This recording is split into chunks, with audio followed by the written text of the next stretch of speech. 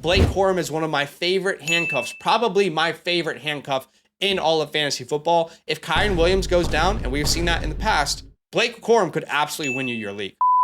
Your time is valuable, so in today's video, I'm giving you my top 40 running backs in fantasy football this year in under 20 minutes. So let's start with the very first tier, no time to waste.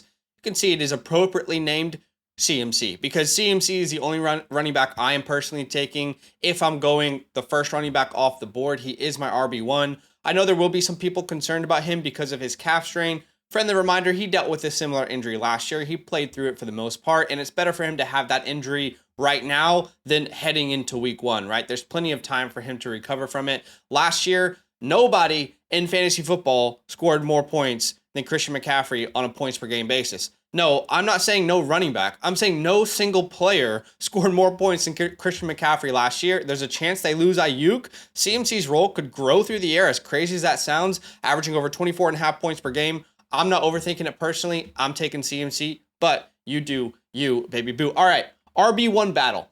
The following 4 running backs I believe are battling to be in the RB1 conversation. We'll first talk about Bijan Robinson. Bijan Robinson last year, wildly misused. I mean, if you look at the attempt share with Arthur Smith between Tyler Algier and Bijan Robinson, it was almost even. It's ridiculous how little they used him in the red zone, but with the new coaching staff they have over there in Atlanta that came over from the Los Angeles Rams, think about how the Rams used Kyren Williams last year. The staff has already said in Atlanta that they want to use Bijan Robinson like Christian McCaffrey is used in San Francisco. I think he will be the focal point of their offense. We also got Breece Hall here. Hey, if you want to take Breece Hall ahead of Bijan Robinson, you do your thing. The only reason I have him behind Bijan, they're in the same tier, but the only reason I have him behind Bijan is that I think he has a chance for his targets to come down slightly. Last year, he had 95 targets, which I believe was first amongst running backs. But here's the issue. The offense last year was completely dysfunctional, right? Rotating quarterbacks who weren't very good quarterbacks. It was target Garrett Wilson and dump the ball off to Breece Hall. I think the offense will be a lot better this year, and Breece will be much better on the ground. He'll have well over 1,000 rushing yards. He'll be very efficient. He'll get a lot more rushing touchdowns. I just don't think in PPR leagues you're going to see 95 targets personally. I think it's going to be a much more efficient offense, and it's going to be much more methodical than just dumping the ball off.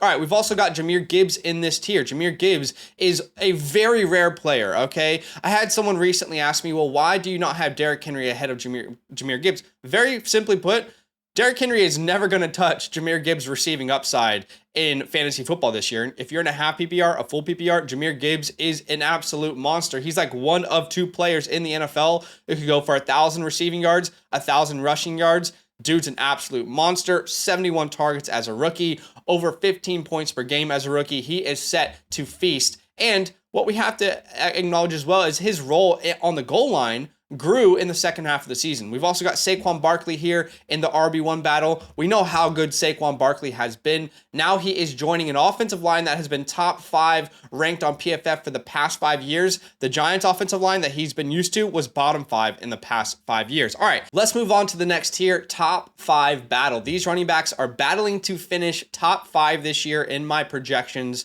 First, we've got Kyren Williams, who last year, Christian McCaffrey was the only running back to outscore Kyren Williams on a points per game basis. If Kyren can stay healthy, and that's the big kicker here, you're drafting him with the knowledge that he is an undersized back. If he can stay healthy, he will absolutely win leagues this year. Travis Etienne, I have him higher than most people. Most people are not drafting Travis Etienne because they're concerned about his offensive line this year. Well, what if I told you last year he had a bottom 5 offensive line and he still finished top 3? And he still averaged 16.5 points per game. So I get where people are going. They did slightly improve their offensive line, and they are going to use him more through the air. I think Etienne is like one of the easiest picks on the board. We've also got Derrick Henry here. Derrick Henry, who is going to a team that is a heavy rushing team. It's the perfect fit for him. If Gus Edwards can fall into 10 rushing touchdowns, what could Derrick Henry do in this offense, right? Don't overthink Durka Henry, as we call him. And then Jonathan Taylor. People are going to be upset. They're going to say you're disrespecting Jonathan Taylor. They're going to say you're too low on Jonathan Taylor. But the reality is, this is all people in the same tier. So if you want to put JT at the top, do your thing, okay? But I personally am a little more concerned about JT than the average person. Overall, it's just because of Anthony Richardson. Anthony Richardson is looking like a true vulture rushing touchdown quarterback. Like, think about Jalen Hurts. Think about those quarterbacks like Josh Allen, guys who are so physical at the goal line, guys who can call their own number and rush it in. That to me feels a little bit like Anthony Richardson. I mean, he only played 2 full healthy games last year and he had 4 rushing touchdowns.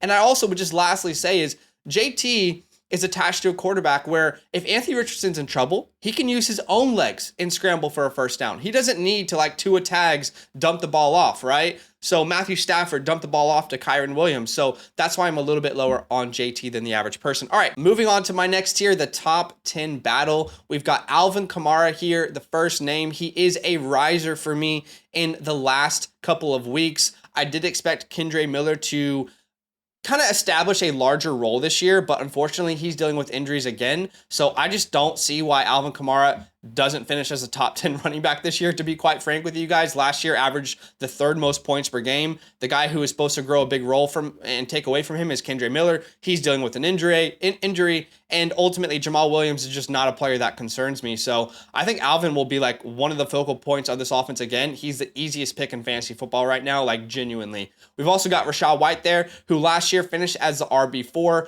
almost 16 points per game, was wildly inefficient. The only reason I don't have Rachaad White higher is because I don't know what the offense is going to look like. Last year, their offensive coordinator was David Canales. He is now the head coach of the Panthers. So will they still use Rachaad White the same way? We've got Isaiah Pacheco here, who, again, if you want to choose Pacheco over Kamara, I get it. He's a younger player. He's on the better offense, but I don't think he's going to catch as much passes as an Alvin Kamara. When you got weapons like Hollywood Brown, Rashee Rice, Travis Kelce, Xavier Worthy, I think you're going to look to target those guys. In New Orleans, when your only target worth mentioning is Chris Olave, you're probably going to target Alvin Kamara a lot, but I do love Isaiah Pacheco. He should score a bunch of rushing touchdowns. We've got Devon Achane next. I'm a little bit lower on Devon Achane than the average person. I'm someone who believes Raheem Mostert will still play a pivotal role in this backfield. A lot of people think it's just going to be Achane and Mostert's going to just completely die off. I think Mostert's going to piss off a lot of Achane owners personally who are drafting him early round 2, but that's just my opinion. We've also got Joe Mixon here, who has been really good for fantasy over the last couple of years.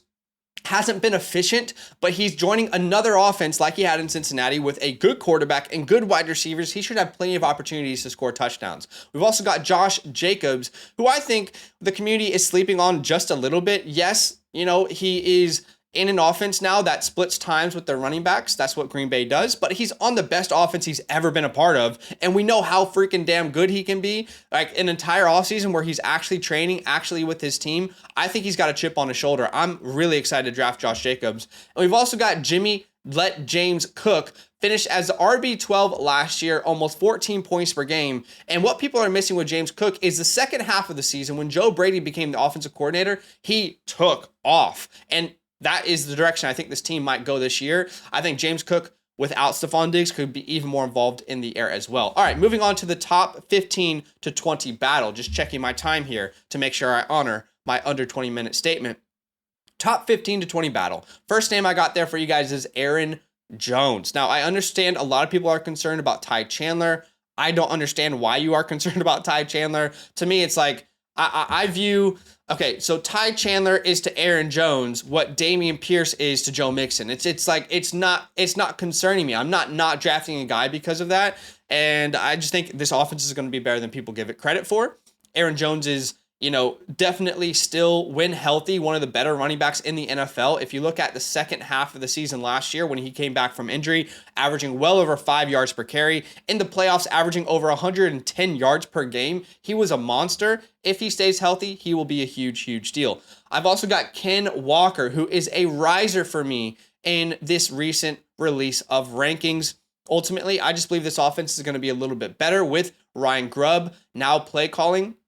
And ultimately, I think he's the better back. Like, I think we saw enough last year to say, as much as I like Zach Charbonnet, unless Ken Walker goes down, I think this is Ken Walker's backfield. He just has a different level of explosiveness that I don't think Zach has. Next, we have Zamir White, who in 4 games, when he was a starter for this team last year, averaged over 23 touches per game. This is a volume play for a team that should be run focused under Aiden O'Connell, but what I meant to say is Antonio Pierce. All right, we've also got David Montgomery here. I do like David Montgomery. I'm a little bit skeptical We were a huge David Montgomery people last year. He was actually my guy. Last year I was drafting him everywhere. But my concern is I do think Jahmyr Gibbs' role is going to drastically grow. So I think you're going to need a Jahmyr Gibbs injury for him to be a true league winner, especially second half of the season when we started to see Jahmyr Gibbs take away that red zone role that David Montgomery had on lockdown. Ramondre Stevenson, the next guy in this tier. Hey, if the Patriots end up being a better offense than we expect, Ramondre is going to be a massive, massive steal. Antonio Gibson should not worry you. This team made their intentions clear when they signed Ramondre Stevenson to a long-term contract this offseason when nobody is really doing that for their running backs. We've also got Raheem Mostert in this tier. I would rather draft Raheem Mostert in the 8th or 9th round than Devon Achane in the 2nd round, and that's what I'm typically seeing. I just think Mostert's still going to have a very important role. I think like what we saw last year with Gibbs and Monty, I think you could see something similar with Achane and Mostert this year. Ultimately, the Gibbs owners last year were really annoyed with David Montgomery. I think the Achane owners are going to be really annoyed with Raheem Mostert. People will say, well, he's old. Yes, he's old, but he has very few miles on his body. He's not like an aging player that's like had, so many carries and he's just been running to the ground. Now, he's very fresh. Like his body is actually about 27 years old when you consider how many carries he has versus, let's say, like a Zeke Elliott or David Montgomery, for example. Like David Montgomery is 27? I guarantee you David Montgomery has more career rushing attempts than Raheem Mostert. So Raheem Mostert, they signed him as well to an extension. I am not out on him. I've got James Conner next. Personally, I'm not someone who's willing to draft James Conner too high. He has never finished a season healthy, and he's never had a running back like Trey Benson waiting in the wings. My thing is, I think James Conner will be the guy for the first half of the season. But if at any point he gets injured and Trey Benson gets a chance to take this job, why wouldn't they let him take the job? There is no long-term contract with James Conner. This is his last season on his contract. And surely next year they're thinking about Trey Benson taking over anyway. And the last player in this tier is going to be DeAndre Swift. I'm not as high on DeAndre Swift as like your average person, but the main reason is just because I think that this is going to be a committee in Chicago. I think Swift will get like 45% of that opportunity in this backfield. However, I do think you're going to see Khalil Herbert get involved, Rashawn Johnson get involved. And what would that mean on the goal line? We have never seen DeAndre Swift be like a really heavy goal line running back. So unless this offense is very good under Caleb Williams, I don't know that he's going to be a league winner, if you will. All right, the next tier is called risk reward. All right, these are players that are a little bit risky. They got some concerns, but the reward is very high. The first name is Javonte Williams. Now, one thing to note, Sean Payton loves to target his running backs. Y'all got to know this, okay? Sean Payton loves to target his running backs. We saw it in New Orleans when Alvin Kamara and Mark Ingram were dominating the NFL in targets. Well, what did we see last year? We didn't see a good offense, but no team targeted the running back position more in 2023 than the Sean Payton-led Denver Broncos. Now, Javonte, a full season off of that ACL tear, fully recovered. All reports out of camp is that he is the guy. He is looking thin. He's looking quick. He's looking like his old self. He dropped weight. And I think he's going to be the guy to own in this backfield. I'm in on Javonte Williams. We've got Jonathan Brooks. Unfortunately, Jonathan Brooks is one of my fallers in my most recent rankings. There's a report that he's not going to be ready until weeks 3 or 4. I'm still willing to draft him because if you're drafting Jonathan Brooks, he shouldn't be your RB2. He should be your RB3 or 4, a guy that you stash on your on your IR rather, go to the waiver wire, pick up somebody else. And he is someone, Jonathan Brooks is, that can help you win your league, not someone that can help you win in the first 5 weeks, but in the playoffs. I still like him as a player. Zach Moss, another player that is slightly falling down my rankings, just because at the moment it looks like it could be a true split backfield in Cincinnati. And if that's the case, I'm not sure how much I want to invest, especially if he's more expensive than the other guy, which we'll talk about here soon. Jaylen Warren, Austin Eckler, Najee Harris. Between those Pittsburgh Steelers running backs, I think they're both really, really well priced. If you look at Arthur Smith-led offenses, they're very, very run heavy. They've been top 5 offenses in rushing attempts in the NFL in the past 4 years, right? So Arthur Smith should pound the rock. Jaylen Warren and Najee Harris, very good picks. We've got Austin Eckler, Devin Singletary, Brian Robinson with the Commanders running backs. I like them as like your RB3 or 4 on your roster, kind of taking a shot on if that offense is going to be good. I think Brian Robinson maybe is the guy on the goal line, but in PPR leagues, Eckler is going to get more work through the air. And then Devin Singletary is the cheapest true RB1 for, you know, like unquestioned RB1 on a team that you can draft in fantasy football. Let's not forget that the Giants were a playoff team just, 1 year removed. They beat the Vikings in the playoffs. What if they're able to recover? What if Malik Neighbors completely unlocks this offense? Devin Singletary will be a massive steal if that's the case. All right, moving on to the sleepers. These are guys that you can draft late in your drafts, and I think that they should be rostered. You should prioritize these names. Tajay Spears, Tony Pollard, the Tennessee Titan backfield. Overall, I've been saying this all offseason. I feel like it's going to be a split backfield between those two names. But if you think about it, if DeAndre Hopkins is going to miss time, they might target the running backs even more to start the season. So these could be sneaky guys if you're going 0 RB strategy. We've got Zeke Elliott. Now, Zeke Elliott has always been very good on the goal line. Last year, Tony Pollard only converted his rushing attempts inside the 5-yard line at a 12% clip. We have seen Zeke in the past 3 years well over 40%. I think that is why they brought him back, to be their reliable goal line running back, which he can still do. Think about Zeke this year, how we saw Gus Edwards last year in Baltimore. An inefficient running back that can fall into 10 rushing touchdowns. I've also got Jerome Ford here, who I think is going to be the running back to own in Cleveland. I don't believe Nick Chubb is going to be ready to compete, ready to produce for this team. He tore the same ACL he tore in college. He also tore his MCL. It was a nasty injury. I don't expect much from him. We've got Gus Edwards, who I believe will be the lead running back in Los Angeles with the Chargers, a Jim Harbaugh, Greg Roman-led offense that should rush the ball quite heavily. We've also got Chase Brown, who could share duties with a very good offense in Cincinnati with Zach Moss. We've got Trey Benson, who's one of my favorite sleepers. I'm hoping that he's going to keep falling down ADP and he can end up being like an 11th, 12th round pick. That would be ideal. Blake Corum is one of my favorite handcuffs, probably my favorite handcuff in all of fantasy football. If Kyren Williams goes down, and we've seen that in the past, Blake Corum could absolutely win you your league.